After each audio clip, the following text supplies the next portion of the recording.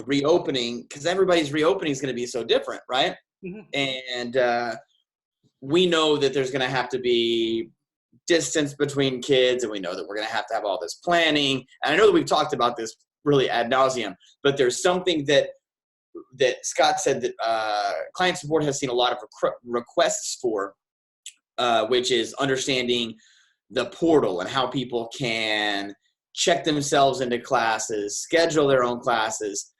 The problem is we know that complicated is the enemy of complete, right? And it doesn't make a lot of sense to school owners who have never experienced this before.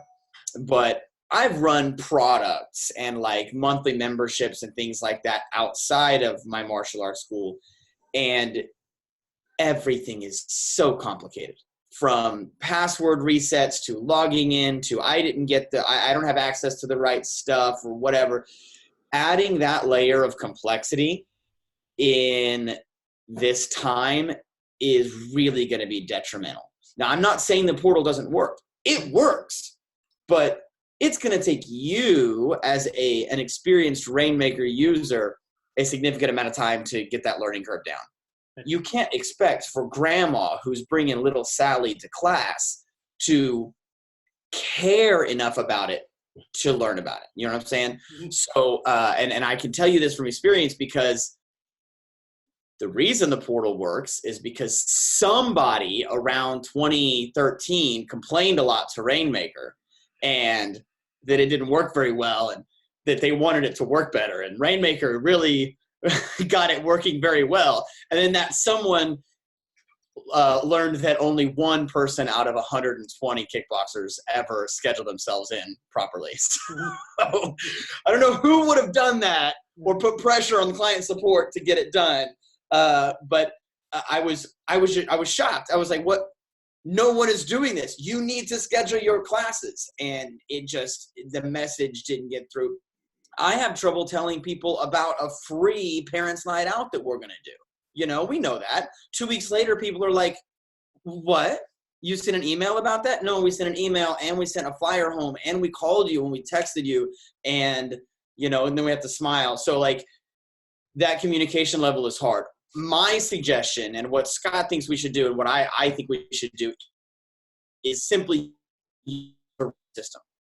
They can tell you what classes they want to attend. And you can say, oh, Ms. Johnson, that class is full because I see on my roster that Tuesday, Thursday is already full or whatever. So you'll have to go to the 3 p.m. or the 5 p.m. or the Wednesday. So tomorrow, one of the things that I'm going to do is go through from start to finish how to set up your roster attendance. I'm not a huge fan of roster attendance in regular classes because although it is fast, it does require you to put people in specific classes, and I don't necessarily run my school that way. I like for them to check themselves in on the kiosk, but roster sure is a good way to do it right now, you know? I've always assigned people to classes just so they know it's on their schedule. It's like I used to belong to a bowling team. It was Tuesday at 6:30, so you made sure that every Tuesday at 6:30 was free and becomes part of your schedule. Few schools have opened up. I was watching Robbie Beard. Robbie Beard had like 8 people in class because he's limited to 10 people in his school. So he's got an instructor, him, and 8 kids. That's a lot of classes to teach. When you have 350 students and you have 10 at a time, that's an awful lot of classes to teach. Now I know all the states are different. Is that his state says you can only have 10 in a building? Yeah, Tennessee. And I didn't talk to him. I just watched him do a presentation online. So I just, spent a few minutes. I don't know if he had 2 rooms, if he could have 10 each room. That's kind of what I was wondering. Can we put up some office dividers? I don't know. And then you'd hate to have 10 people for a class because you're always going to have some people that don't show up. So it's almost like the airlines. You almost want to overbook and then take your chances if 1 or 2 extra show up. So, yeah, and it creates a problem because you be like, hey, Ms. Johnson, I noticed you didn't come on Tuesday, and she feels pressured that she had to attend. It's problematic, and I think one of the best ways that we can have at least as much success as possible in this reopening is personal connection, right? Like that's one of the things that I did is I dropped as much of the automation as I could. I still have automation like, hey, survey, how was your class? Or MIA, we haven't seen you in our Zoom classes. But like answering emails as fast as I can, returning phone calls as fast as we can. And like if we continue the personal connection, hopefully when Miss Johnson doesn't make Tuesday, she already knows that you can only have 10 people in the class. Right. She's already feeling the pressure, right? She already is feeling like, oh God, we got to get to that Tuesday, Thursday class, and it's hard, and we weren't in the swing of things, and we didn't finish our distance learning from school today properly, and the teacher emailed me to see if it's turned in. So like she's already feeling that, and I think if we called her to say, hey, no problem you weren't in Tuesday class, I totally understand. Is there a time that works better? Is probably better than getting an automated thing from Rainmaker, you missed class. Please text us back. I think that what you're talking about, personal connection, is the most important thing because every school has a culture, and hopefully they have a strong culture of loyalty, and you just want to be part of the group. Yep. Zach Siokas had real good success with only losing like 4 or 5 students over the 6 weeks. He did really good, but he also did a lot of contact to the people. I saw that. So what I think we have to do is, I think roster is going to be important.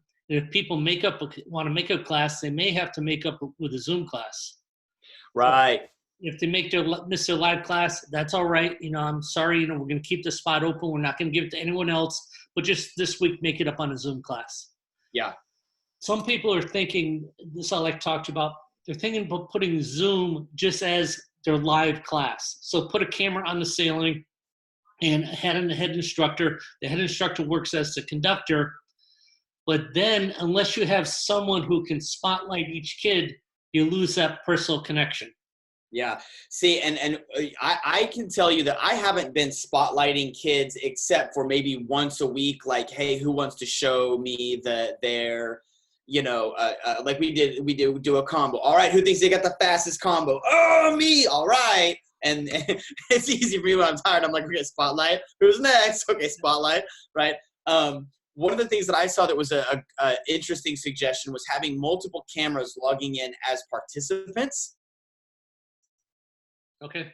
And then and I haven't tried this, but the parents can go to each camera if their kid is closest to that camera, because we're not allowing parents in, right? Or at least theoretically, we're not allowing parents in. So I thought that was a good way to, if you are just Zooming your live class, allowing parents to still connect, to still see their kids in class. Yeah, that's a real good idea. I think it was 2015, I had my school in Boca Raton. Instead of mirrors, I had big screen TVs on the wall. And I had cameras on the students, and students would actually see themselves on TV instead of Nice. And did you have somebody like highlighting it on the kids? Nope. I just had 2 cameras, 2 different angles. I had 2 big screen TVs. One was part of the room, one was the other part of the room. But parents could also log on and watch through those cameras. Interesting. So they couldn't really say anything. The reason I did it is I could film that. I could have the students stop and say, okay, let's move up to the TVs and watch how you did this. And then they could see. It was a really cool. I thought it was cool at the time. But, no, that is cool. But if you do have those cameras, that's a good way to get parents to still watch. So yeah. Well, and one way that so like Zoom, people have gotten Zoom now. Like they understand it, they can log on, et cetera, et cetera. And I think that for kids who are doing their participation, we also have to make sure that we're kind and conscientious and understanding and non-judgmental of both the people who think this is all a big joke, let me get into karate class, and the people who think, what do you mean you're open? Like that's crazy, right? So like we have to serve both of our clients, and I've seen too many school owners who are announcing themselves in one camp or the other, and they're going to alienate the other side. Now, this coming from a person who has no problem kicking crap up on Facebook, right? But I'm not friends with any of my my clients, right? So, like, if I say, hey, we're having classes, here's what we're doing to mitigate the risk, But I also completely understand that some parents will not want to have their kids out. So here's what else we're doing. And we're putting equal time and effort into both of those. I totally understand that. I think that it's going to be weird to have curriculum doing both. You know, like, I'm not sure. One way that you could do it, if you were just going to say, here's our live class and we're Zooming it, you could just say, here's our live class and we're Facebook live streaming it. That's possible. You know, if you're not planning on if you're not planning on interacting with the Zoom kids, which honestly, why not, right? Hang a TV up on the wall and say, hey, Johnny, and then hey, Sally, who are here in class and up on Zoom. I mean, I like both those ideas. I like where kids can attend, and I also like where if you could just live Facebook it, parents are sitting in the car waiting for their kids through their half-hour class, and they can actually watch the class if they're interested. You can do contactless pickup at Best Buy, and you can get, I don't think it's going to show it. It's over there in my other room. I got a little tripod, and it was under $100, and it came with an iPhone mount. So like, it's just like a little spring. It just sits to the camera. So like to the iPhone. So you can start your phone. And they even sell them for iPads. You can start your phone. You can start your iPad. Then you can set up your laptop. And on your laptop you've got Zoom, and on your phone you've got Instagram Live, and on your iPad you've got Facebook Live. And so you can say, when parents drop their kid off, hey, mom and dad, if you want to watch kids, go to our Instagram or go to our Facebook, and you can see your kid live. Now, they're going to sit in their car and whatever, but they could watch. Yeah. They don't have to log into Zoom through their phone, oh God, just to see their kid. But the Zoom kids who are at home definitely are still going to get that personal interaction, So you're suggesting to have the head instructor just have a TV where he is, and then he can highlight the kids. Yeah. Well, and not even so much highlight as just like highlight. I don't mean spotlight. Yeah, highlight, not spotlight. Yeah. Yeah. Hey, David, nice stance. Whatever. Right. Exactly. Yeah. Hey, who's faster today? Are these online kids going to be faster, or are you guys going to be faster? Oh my God, they just broke the internet. How fast they are, right? Yeah. So all good ideas. Love it. Yeah. Real good. That's solid. Yeah. I when I saw the 3 multiple cameras being multiple participants, it was a really good idea. But we want to reduce friction as much as possible for everyone in every way. And I think that pre-COVID, the best way to do that was remove clients who didn't want to do it your way, right? I don't want to pay for Bell graduation. Oh, I'm so sorry. Let me find you my competitor who doesn't charge for Bell grad. You know what I mean? So getting people, finding the right demographic who agree with what you're doing, who can pay for it, who appreciate the character development lessons. But now we've got COVID is dumb and a hoax, and COVID is the most serious thing ever, and then everyone in between. So we're going to have to try to serve as many of those clients as possible. Yeah, and like I said, I've seen the same type of post you've seen where people just taking one side, and it's like crazy. They're going to alienate half their students. So you can't afford to lose anyone during this time. I know, right? And I've mastered now the smile and when someone says something, can't believe they were thinking about electing Hillary. I can't believe they elected Trump. Right? I'm not agreeing. I don't want them to think I hate them, because as soon as I say, well, maybe he's not so bad, or maybe she's not so bad. Oh my God, did you hear Master William? Blah blah blah blah blah. So yeah. That's my that's my thing. So I think that I think also that we need to have our staff, because we're not going to be at the door the whole time, right? We need to have our assistants, our team members, our storm leaders stationed at the door, but not just stationed at the door with all the scripts. Oh, you didn't know you needed to be on the roster? Okay, today is no problem. What are the days with the iPad? What are the days you want to be on the roster? Oh, that's not going to work because it's already full. Or, oh, well, it doesn't look like you're on the roster today. Did you know that you were on the roster for Wednesday?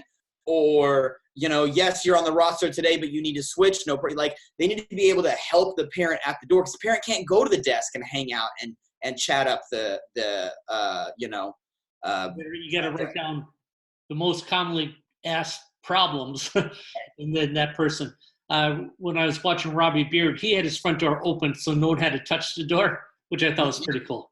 Yeah, that is a good idea. That is. But then it's like, where are they supposed to stop? Like if you've been to any stores recently, it's got big squares like stand here, stand here. Like maybe you buy some stand here vinyl, right? Like please drop your child off here. Vinyl companies, there's always a local vinyl shop, no matter how small your town is. Somebody's got a vinyl printing machine and would love to take your money. I mean, you could have your logo, please wait here to drop your child off, right? And I know that nobody's going to see those signs, but for the people who are looking for them, it's going to look professional, you know? I think you do have to have someone either at the door or just outside the door. Yeah. Yeah.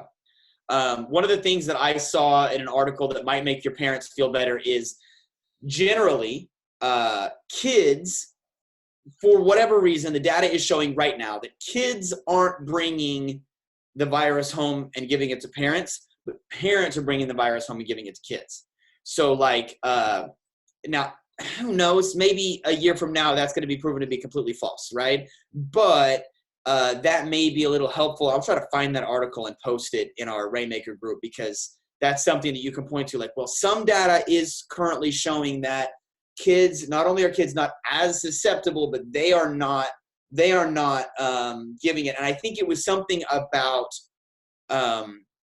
kids have runny noses, but they just go like this, and adults are like, chew, and like sneeze and cough. And you know what I mean? Like adults are like more powerful in the way that they distribute the virus, whereas kids have less of a circle. I can't remember what it was. I'm gonna try to find it. Are you planning on doing any type of temperature or anything like that? Or just? I read another thing that said that it was something to the effect of that your temperature guns are wrong almost all the time, and that your 98.6 isn't necessarily even everybody's base temp. And that if you've got a kid whose base temp is actually 97.9, and you read them in at 99.1, well, they have a fever. But you thought a 0.5, that was within your plus or minus. And then on the other side, a kid who's really actually normally registering at a 98.9 comes in at a, you know what I'm saying? Like the temperature puts stress on you and your business, doesn't actually help anyone, and can cause other potential issues. I was looking into those touchless temperature guns, but everything that I saw was like, they're not accurate. That's not, the laser is not reading properly from the skin. And like light-skinned people, dark-skinned people, sweating people, not sweating people. So like, I don't think we're going to do that. I think when people ask that, we're going to say, the data shows that that's really inaccurate. And we would hate to, Ms. Johnson, A, turn your child away when they don't have a fever, or B, let your child in when they do have a fever. What we need you to do is make sure you measure your child's temperature before they come to class. Make sure that you tell us if they have any signs or symptoms. Please leave them at home. We are going to have our team wear masks, especially during summer camp. That was one of the CDC summer camp guidelines, the day camp guidelines. I don't think they've actually released them. Washington Post got a hold of a leaked initial document that said something like that, but none of it was actually helpful. The only thing that was helpful is staff members should wear masks. It was like summer camp participants should not congregate in the same area. What? Where are they going to come? We're going to keep all the kids spread way out. Like, it doesn't make any sense. Child care is either open or it's not. You know what I mean? So hand washing is important. I know that you can buy those portable hand wash stations. You can potentially put a portable hand wash station outside of your doors, roll it out before classes and roll it back in at night. I think they're, 5 or 6. So what is it? Just like have a water source and then a source with dirty water? No, yeah, it's got like tanks in it. I think they might be a little expensive. Let me, maybe they're not as portable hand wash station. Maybe they're not as, yeah. So like, oh, maybe like portable hand wash station. They're start up, $300 or $400 and go up to $2,000. But they've got like a pump and a basin essentially. So that's definitely something you could have out that people might use that they might not. Certainly more effective than hand sanitizer. And if you made your kids don't touch anything, go straight to the hand wash station, even if it was inside your facility. Don't touch anything, go straight to the hand wash station, wash your hands, ABC. Tell the parents to bring their kids a minimum of 10 minutes early so that they can wash their hands. You know what I mean? That could be something that would be beneficial. Not that it's going to work. Yeah. Well, that's it's a lot of it's perception. Right. So you do your best you can so people know you're going above and beyond it. Yep. Man, what a crazy time. Yeah, I was thinking about, do we need some type of posters in our schools announcing that everyone is going to be on camera at one time or another? Just for liability. I think you should, at a minimum, already have a model release in your regular waiver. Yep. And that's something that I've been preaching for a while now, is because you don't want somebody that says, I didn't give you permission to put my kid on Facebook. You know what I mean? But you did. And that's something that I do is I say, please read. It's on the iPad, right? So like when somebody signs up, I scroll like this so that they can see that it scrolls. I go, please read through that. And when you feel comfortable, sign it. And then I turn away from them so they don't feel pressure to not read it, and a lot of people read it. I'll get questions on what is this model release? Like, you going to put my kid on a billboard? No. But if your kid looks really good, we might, right? That's not the plan. So like having a model release is important, and that should cover that. But you could definitely say, hey, your kids are going to be on there. I don't like big signage because it just brings the complainers out.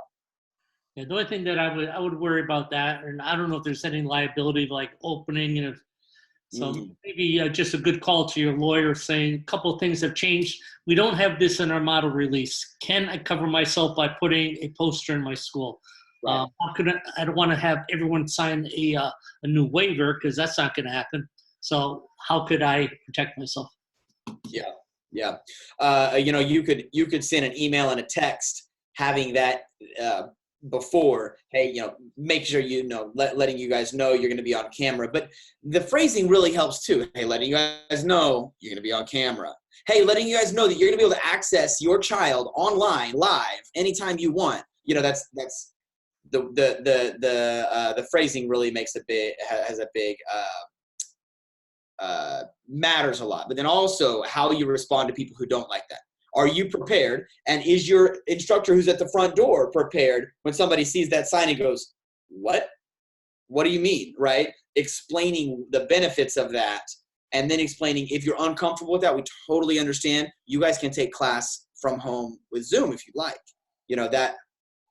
I love that LegalZoom commercial when the guy says, I don't need directions. You can't put this thing together. I don't need to call an electrician and it gets zapped. Right. I do need a lawyer. Yeah. So before you start writing your own waiver of liability or posters, don't do it yourself. Don't just do a little research. It's worth it to spend a half hour, an hour having your attorney just say, okay, this, and this is what you need. And if you don't have a business attorney, what a great way to not have to find one while you are being sued, right? You could find one while you need to pay them $300 or $400 to create some language for you. Because they'd be happy to do that. And then if they do a terrible job, then you go find somebody else so that someday when you are sued, because it's going to happen. Anybody ever sue your school? Yeah, twice. Yeah, see, it will happen. Then you have somebody who you at least know you can communicate with and trust. That would be pretty beneficial. Like silver linings, right? Now is the time for planning. We're planning. We should be planning. We have 5 minutes left. Scott put out some really good templates for Facebook ads and things like that. Did you see those today? I saw. I haven't taken a good look at them, but I did see them. Okay, I think they're pretty sharp. They're real attention getting, and the benefits are obvious just through the headline and the picture. So he doesn't have a lot to read, but you can just tell by the picture and the headline. Okay, this is what it's about. Yeah. He had one of a girl, and it's the girl has to get power. 5 steps to give your kids more power. which I like that too, because then you can come up with your own 5 steps and send it out. So Yeah. Yeah, I like it. So if And- you're watching this, that's on what I know. It's not on the Rainmaker Business Solutions. It's on the VIP. What's it? The VIP group, yeah. Okay. Yeah, Rainmaker, Share Smarter VIP, I think it's called. Yep. Yeah. And that's something also to be, Rainmaker, Share Smarter VIP is also to be considered is you don't have to just use those for ads. You know, your marketing doesn't stop when someone signs up. You are still continuing to communicate the benefits. You're still continuing to market to them to come to class, to do rank advancement, to buy your pads. And none of this is so that you can make more money. It's so that you can get them through their journey that they already said they wanted to go on. And sending that, one of those awesome, sharp images, 5 reasons, whatever, through an email, like load up an email campaign. Hey, we were just thinking about you guys. I know COVID is crazy. I really appreciate everybody coming to Zoom. Here's 5 things, blah, blah, blah. And it's got a really nice, cool image. That's something that makes a parent feel comfortable. I can tell you that I've been a little like, don't my kids do a lot of activities? Where's all the communication, right? Like all my dance teacher said is, I don't know why we have to close, but we have to close. Talk to you later. Okay. And then she said, all right, we're opening back up. And then 24 hours later, due to a lot of complaints, we're not opening back up. So like your communication going above and beyond really that could help, not just signing up new students with those pictures. Yeah. But I thought they were good stuff because it makes everyone look really professional. So you may be on a tight budget right now, but you can really have the image that, man, I'm super professional. It's not like a homemade thing. So. Yep. And another attaboy for Rainmaker. That's right. That's right.